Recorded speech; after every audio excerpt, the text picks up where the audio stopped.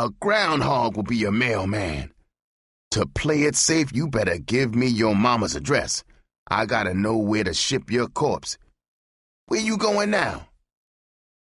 I said, look, Preston, I didn't cut into him. He cut into me. Hell, I ain't no head shrinker. I couldn't handle the maniac. I'm splitting to the forward to think. He was clucking his jib when I walked away from him. I collapsed onto the forward seat. I was stinking from the fear sweat in the bar.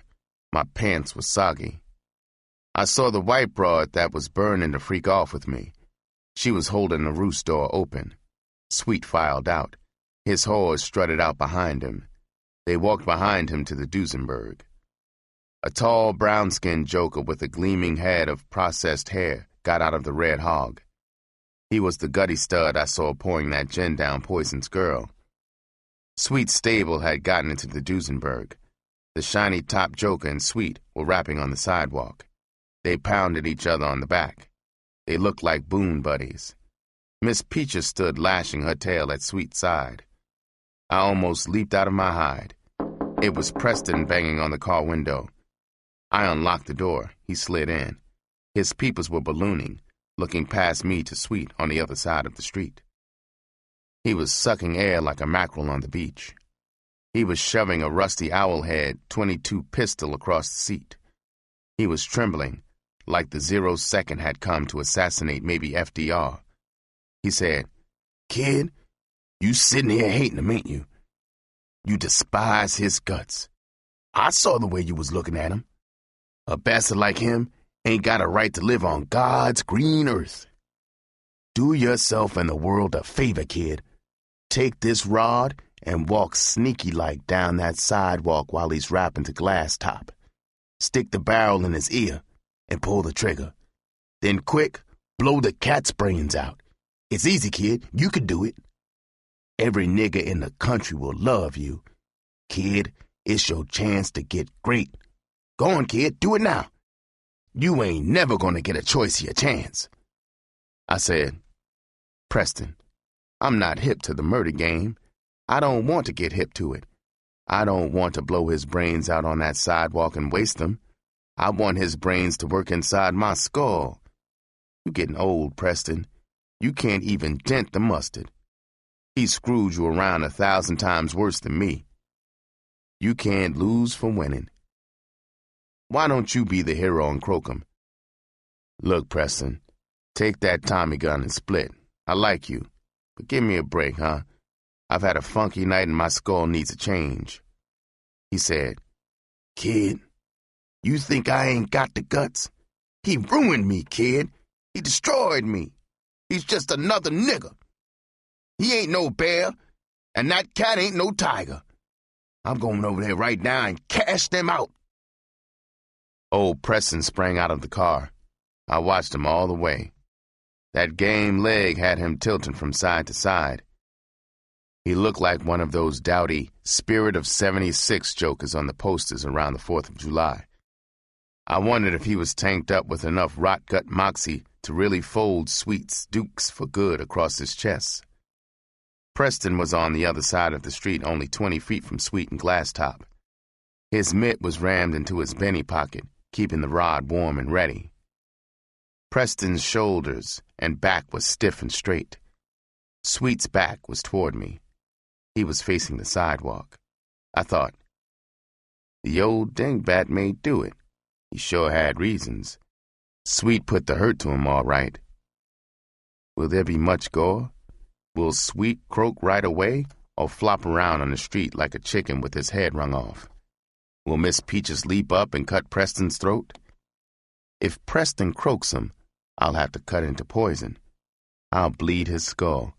He will be the top pimp. Maybe a couple of those 10 whores Sweet's got will go for me. I'd be some kind of son of a bitch and young pimp in a Duesenberg. Preston came abreast of Sweet. He had slowed to an amble.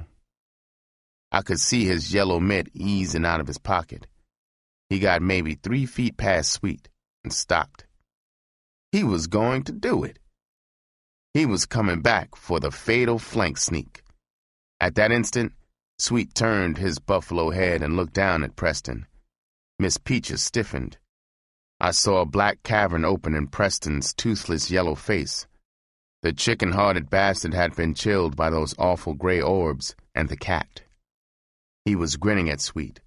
He scooted his empty hand out of his pocket. Preston might have made it if Sweet hadn't turned those lights on him. Old Preston bowed his bald head. He walked toward the Greek's joint. His shoulders were sagging. His back was a stooped slouch. Old Preston had missed his choice chance at glory. I just sat, watching Sweet, and trying to plot a way to cut into him. It looked hopeless. Finally, Sweet got into the rear seat of his Duesenberg. The cat leaped into his lap. One of the white broads roared it away. I saw Glasstop pat his greasy dome as he turned into the roost. I thought, that glossy-top stud with a face like a pretty whore's might be the tunnel to Sweet. I took my sponge out and freshened my makeup. I got out of the Ford and walked to the roost. The joint was getting crowded. I was lucky. There was an empty stool in the middle of the log. The beautiful joker was on the stool next to it. The memory of that four-slat tip out of the fin sent the tamale skidding to me. I sipped my Planter's punch. I drummed my Stetsons against the stool legs. Hamp's Flying Home was rocking on the joint. A pack of white broads had a booth behind me. They looked like they had been to a PTA meeting. Their perfume sent a melody of sexy odors through the joint. They were flirting their cans off. I guess they were writers. They were maybe doing urgent research on the sexual habits of the black male. I wasted no time. I was afraid the pretty joker might split. I snatched my eyes from the excited pack in the mirror. I turned my head toward him and touched him lightly on the sleeve. He was sure a wrongdoer, all right. He frogged at least 3 inches off his stool. It was like I stabbed him in the butt with a red-hot poker. He turned his shocked face toward mine. His silky, long-lashed eyes were popped wide in alarm. He had panicked, like maybe a cute nun caught naked in the priest's bedroom by the Mother Superior. I said, "Geez, excuse me, Jim. I didn't know you were in deep thought. I'm sorry I hit on you like a square. My name is Youngblood. I'm a friend of Preston's. You must be the fabulous Glasstop. It would be a boss honor to buy you a taste." He patted his shiny mop and said, "Yeah, man, I'm Glasstop. What's your stupid story? You young studs sure ain't got no finesse. It drags me to get hit on like that. When somebody touches me, I like to be digging it and facing the stud, you know? I ain't salty. I dig you ain't nothing but a punk that needs his coat pulled to social polishing class. I ain't no lush. You can spring for a Coke if you want. Tell her to sugar it heavy." The Mexican broad spooned sugar into a glass and brought his Coke. He stirred it with a straw. He raised the glass to drink. I noticed ugly black tracks tracing the veins on his light brown mitt. He was a junkie for sure. He would know where the cops see, and probably gangster for the runt. He was also a pal of Sweet's. Maybe I could make a 2-bird killing here. He said, "So you know Preston, huh? What's your racket? You a till tapper, or maybe a burglar, huh?" I said, "I've been knowing Preston since I was a kid. I used to buff his stomps when he was pimping. I'm no till tapper or burglar. I'm a pimp. You must be a pimp yourself. I saw you rapping to the best pimp there is." He said, "You a pimp? I ain't never heard of you. Where you been pimping, in Siberia?" "Sweet ain't the best pimp there is. I am.